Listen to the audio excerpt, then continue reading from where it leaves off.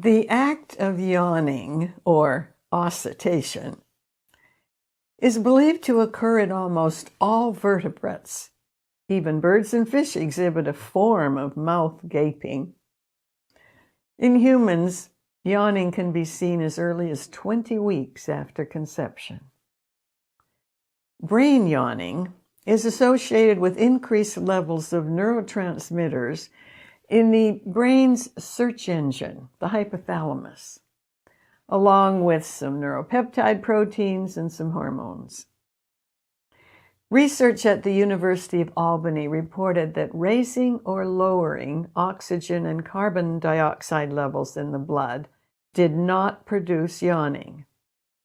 In fact, it is difficult for humans to produce a genuine yawn on demand.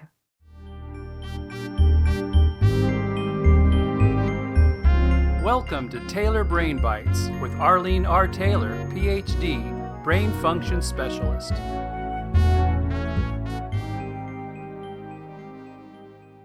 Brain tissue temperature rises with sleep deprivation, which can trigger yawning. This causes an individual to inhale deeper breaths of air, which can ventilate the sinuses and help to dissipate heat. Yawning may be linked with transmitting of boredom or feelings of stress to the social group. And like laughter, yawning can be contagious. According to psychologist Gordon Gallup, contagious yawning occurs when observing yawning in others causes the motor imitation empathy in the brain and social behavior parts of the brain to activate. Brain neurons fire and can trigger yawning even if the person doesn't actually feel the need. Studies by Platek estimated that 42 to 55% of human adults yawn during or after reading about or watching a video of another person repeatedly yawning.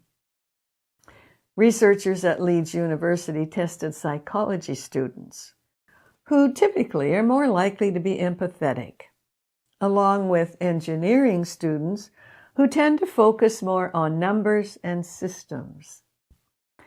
All study participants sat in a waiting room for 10 minutes, while a planted researcher yawned 10 times. Psychology students yawned an average of 5.5 times. Engineering students an average of 1.5 times. Hitoshi Senju, a cognitive researcher at the University of London, tested two groups of children and youth, ages 7 to 15. Participants in one group were on the autism spectrum.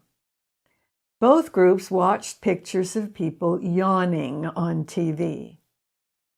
Non-spectrum kids yawned more after watching the yawning clips. Autism spectrum participants did not yawn at all. Thank you for watching Taylor Brain Bytes. Check out allmylinks.com/brainfunctionguru, and please subscribe to Dr. Taylor's YouTube channel, youtube.com/user/braingurutaylor.